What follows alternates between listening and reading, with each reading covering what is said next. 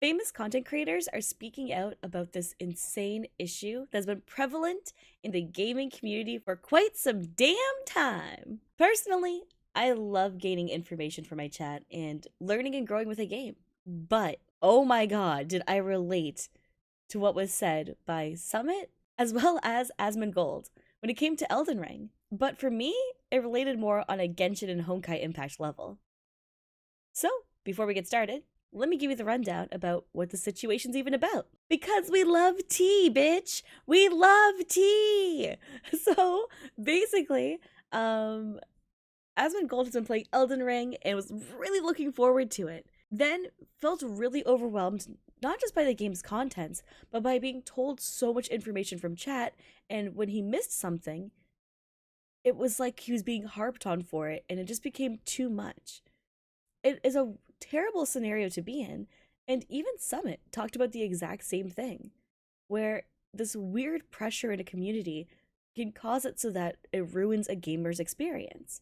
Even though the whole point of these games is that it's an open world aspect, an open world concept, where you're supposed to play it over time and go back and even rediscover parts as well.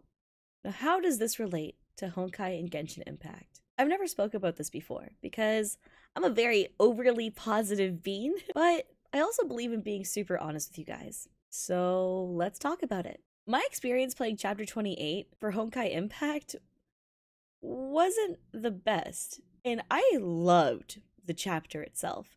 I had a great time. I think the gameplay was super cool.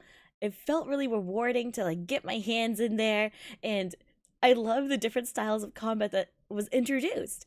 Even playing the new battle suits. During a part of it, there's this boss battle versus Auto Apocalypse, and my chat was giving me a bunch of information, which I really appreciated the tips a lot because I actually never played as either of these battle suits. I did never play as Flamesion, Hersha Flamesion. I've never played as and I never beta tested the new Durandal battle suit.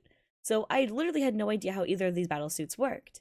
And then it started taking this really depressing turn. I went from being super excited and freaking out over this boss battle and malding and having a really great time and being really invested to me looking over at my chat and seeing just people either calling me stupid or just saying like really discouraging stuff over and over again.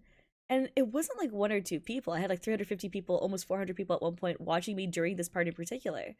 And it's so mentally draining when you look over to your chat and see like a wall of people just being like, you're kind of shit. Like, and I like try to clap back, which initially I did. I was clapping back, poking fun at them, being like, screw you, I'm a gamer, I'm gonna keep playing it on hard mode, blah blah blah, right? But at one point it just got so mentally taxing that I started apologizing. What? Why would I need to apologize for playing a game the way that I want to play a game? It's so bizarre. And yes, I did end up beating it on hard. And yeah, it did take me a lot longer than it probably took almost any other streamer, let's be honest. It took me a very long time. But that doesn't mean I should have to apologize for playing the game in the way I want to. And I felt bad. I felt this amount of guilt because people were upset with me. Then there's Genshin Impact. Streaming Genshin Impact, I don't do Abyss on stream anymore. I do my Abyss runs off of stream. And that's because of the same issue where for me personally, running Abyss comps and like optimizing compositions and stuff is really fun to me, and I really enjoy it. But when it comes to this sort of really toxic mentality of either you play what we believe is best for you in the style we believe is best for you, otherwise it's not viable, it also becomes a massive deterrent.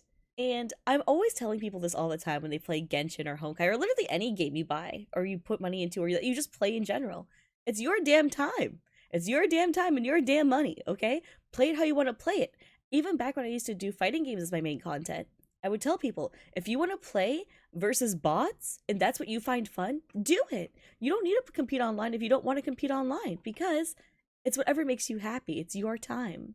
As a content creator, that gets lost super hard on us because we're either constantly being compared to other people playing the game and being either mentioned and that's like also a thing, man. I got during that chapter 28 stream, the amount of people who were comparing me to other streamers playing the same part was also brutal. Like, yeah, I know my other content creator friends are better than me, man. I'm just here to have a good time. I'm personality driven. I'm not here for optimized gameplays. I'm a free to play fun, happy person who just likes to, have a good time. It was just so overwhelming to me. And those of you who supported me, who gave me advice and genuinely wanted what was best for me, I love you. Because I think without you guys, that whole chapter would have deterred me from playing Honkai on stream at all anymore. If it wasn't for those of you who actually just took a moment and was like, oh, you're trying your best, you're having a good time, we believe in you, have fun, right? And even some of you guys who like jokingly teased or like, oh man, my Papega streamer not knowing how to do it, right? Like that's even fine too. It was the people who like genuinely shifted the tone of the conversation to make me feel stupid or to start comparing me to other people. Like that's just messed up. For those of you guys who don't do that, I just want to say thank you again. And to those of you guys who might be new to the channel, listen, okay? Your girl is smart when it comes to numbers, okay? I'm also smart when it comes to quips and funny memes. But goddamn, like at the end of the day, we're just playing video games, okay? It ain't that serial. And I really hope that we can create a healthier community together and that hopefully other content creators don't feel this way. I know a lot of new streamers who come into Honkai Impact feel super welcomed at the start and then feel so overwhelmed later on that they end up dropping the game. And in particular, I remember this happened. I don't want to name drop the streamers actually, but I will talk about this briefly, is that there was some new, I always like scope out new content creators, especially new Twitch streamers and stuff for Honkai Impact. A lot of them will hit like around like maybe chapter 12-ish.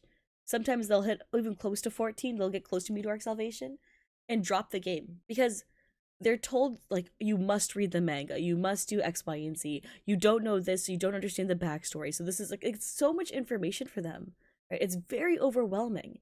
And personally, as somebody who's read the visual novels and read the manga and has like, deep dived into theoretical physics and understands how the world works, yeah, that's cool for me. It's cool for a lot of us who content create for the game. But holy smokes, are we unintentionally gatekeeping? Right? It is wild out here. And that's the thing, is that Honkai Impact is completely playable without even doing the stuff that we've done. Without doing the research, without reading the mangas, without doing all that stuff, you can still play the game and have a fantastic time. In reality. But that might be another chat for another time. Anywho, I love you guys. Thanks for watching. The subscribe button looking mighty cute down there. Just give it a good old smack. Shwapam. And become a part of the community. I'll catch you guys later, and have a good one.